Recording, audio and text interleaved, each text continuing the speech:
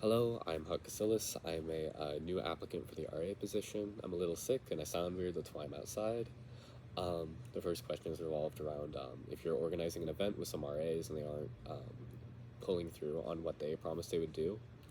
I found that a good thing that can help is when you approach them on the subject, instead of being direct and attacking them and making it seem like it's all their fault, even though it might be, it can be a good thing to talk to them in a way that they can deflect some of the blame off themselves and onto something that isn't anyone's control, like a technical issue or something like that. That's why when I text people about this, I say it's like, yeah, I know you're busy, or I know that your inbox can get flooded, or this may have been sent to spam.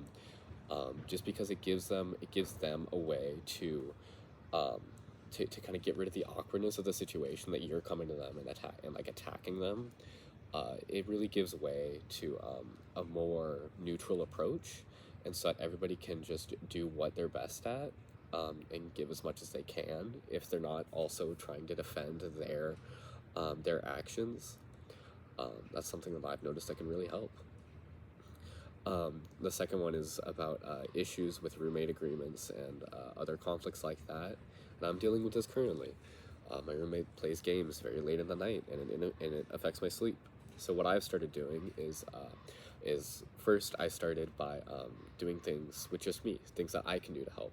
So I like tried using earplugs, headphones. I put up a curtain around my bed so the light doesn't affect me. And I did this in preparation for talking with him so that he could see that I was putting in the effort to meet him halfway.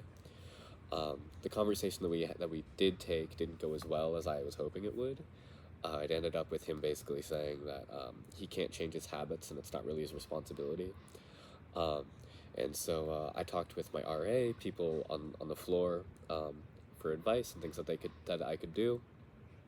And I discovered that some other people on my floor were having a similar issue with their roommate. So I suggested a roommate switch between me and this roommate so that the different people with sleep schedules could have, or different people with different sleep schedules could have, could be with their people so that it doesn't affect them.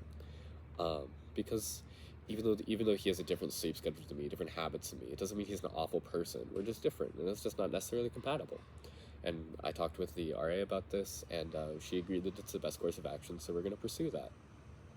Um, Next one is for if a student is feeling lonely or not heard, things like that, not going to classes. We do have resources for that. We have CAPS, shop, therapy sessions that are offered by the campus for free for the first few. These are all very helpful. Um, but also, clubs and zero credit PE courses are very, very wonderful. Um, if you're feeling alienated or you're lonely, um, I'm taking both of these right now, and it's just great to be able to meet people in a sort of a low stakes environment. You're not forced to be there, um, and you just have a place to feel like you're part of a community, and it's really nice. Um, and with the one-on-one interactions, or the independent interactions, I should say. Um, these are really nice. It's something that my RA does is comes to each of us and talks to us just about kind of how we're feeling, how school, personal life, um, and even if you don't have the same hobbies or interests as somebody else, it is really nice to be able to talk to somebody about it, even if they don't have any idea what you're talking about. Just being heard is very important. So if you're talking about something that you're interested in and your RA is listening to you, even if they don't understand, but listening to you trying to understand, it's very helpful for your relationship and it can really make you seem heard. Um, to go with that, if they're avoiding talking with you, that's something that's a little more difficult to deal with. But if you're living in close proximity to someone, it is fairly difficult to remain unavoided or avoidance for so long. Um, and just kind of walking around as an RA, knock on their door just to say hi, it can go a long way. Especially if you're not knocking on the door and then showing up with like this large conversation. Just a quick hello so that it doesn't negatively reinforce behavior in people. So that if they do something that they realize they don't like it, that's something that it can be really helpful. Um, and then there's the social justice and equity. Very important in our department. That's kind of our thing.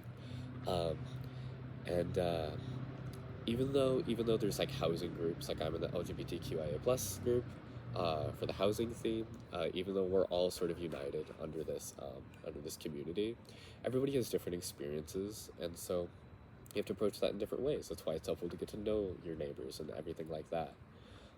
Putting up different kinds of events on the communal board. That's another great thing that we do. We have stuff for the ABCs, for the transgender community, for the gender queer community. There's a lot of different things that we have on our floor that allow us to express ourselves and get to know different people in our community. And I think that's all very helpful.